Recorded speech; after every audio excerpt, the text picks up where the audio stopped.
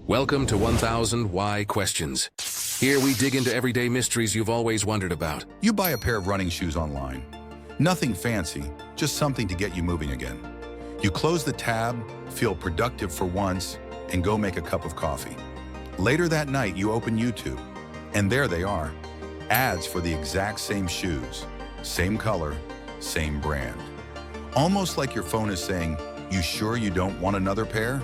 And that's the moment most people think, wait, I already bought this. So why are ads still following me even after I buy something? At first, it feels personal, like the internet didn't get the memo. You already spent the money, so logically, the ads should stop. End of story. But advertising doesn't work like a polite salesperson. It doesn't back off just because you swiped your card. It's more like a giant crowd shouting from a distance, not really sure who heard them. Most ads you see aren't reacting to you directly. They're reacting to signals, clicks, searches, pauses, scroll speed, patterns that look like interest.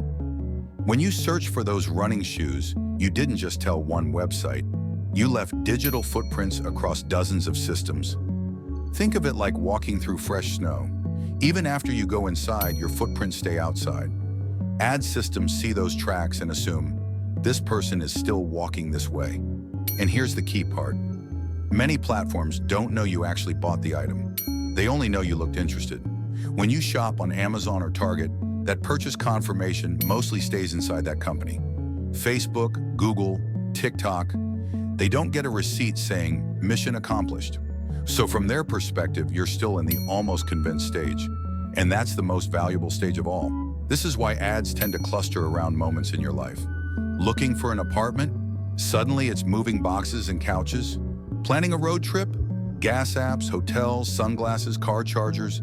Ads don't chase certainty, they chase probability.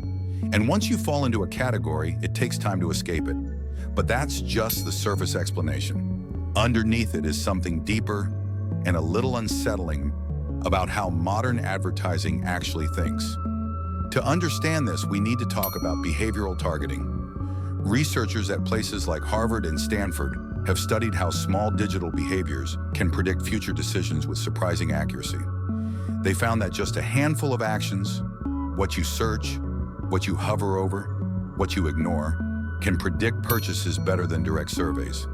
Not because people lie, but because behavior leaks intention. Your clicks are like tiny votes. Each one quietly says, more of this, less of that. Over time, ad systems build a profile that's less about who you are and more about what you might do next. And here's where it gets interesting. These systems don't stop once you buy something. In many cases, buying actually strengthens the signal. Why? Because a recent purchase proves the ads worked. From the system's perspective, you're not done. You're a confirmed buyer. It's similar to how Netflix works. Watch one crime documentary and suddenly your homepage fills with cold cases. Even if you're satisfied, the algorithm thinks this works. Let's double down. Advertising models work the same way.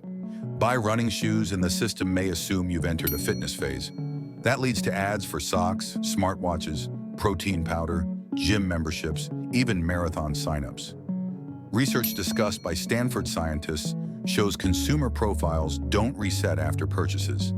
They decay slowly, like a fading echo. Interest signals can last days, weeks, sometimes months, especially for big purchases. That's why ads for mattresses or cars can follow you for what feels like forever. The system assumes your decision window is still open. There's also another layer. Many ad platforms never get clean data confirming that an ad led to a purchase. Privacy rules, browser limits, and app tracking restrictions break that connection. So instead of certainty, advertisers work with averages. If 1 out of 20 people who see an ad buy something, the system keeps showing it to the other 19. Just in case. From a machine's point of view, stopping ads too early is riskier than showing them too long. And that leads to the twist most people don't expect. Here's the surprising part. Those ads following you aren't really trying to sell you anything anymore. They're training the system. Even after you've already bought the product, your reactions still matter. Skipping, watching, clicking, ignoring, all of it becomes data. In a strange way, once you buy something, you stop being the customer and start becoming the sample. That's why ads often feel late, repetitive, or slightly off. They aren't personalized in real time. They're statistical echoes, systems built for scale, not nuance. It also explains why ads follow emotional moments instead of logical ones. Stress shopping, late-night scrolling, post-payday browsing. These systems don't understand satisfaction. They understand patterns. And patterns don't end cleanly. They fade. There's something oddly human about that. We do the same thing. Ever buy something you wanted badly, then keep thinking about it afterward? We replay decisions, justify them, imagine alternatives. The algorithm is doing its own version of that, without awareness and without closure. The real takeaway isn't that ads are spying on you, it's that they're slow learners in a fast world. They don't know when your desire is finished, they only know it existed.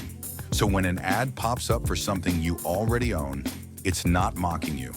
It's lagging behind, trying to catch up to a decision you already made. So next time you see an ad and think, didn't I already buy this? Now you know why. You didn't do anything wrong. The system just hasn't let go yet.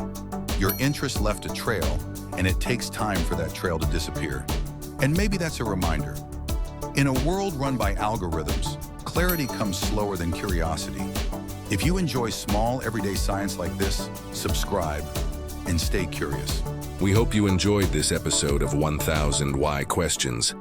Don't forget to like, subscribe, and share to support the channel. Got a thought or your own why question? Comment below. And if you want more,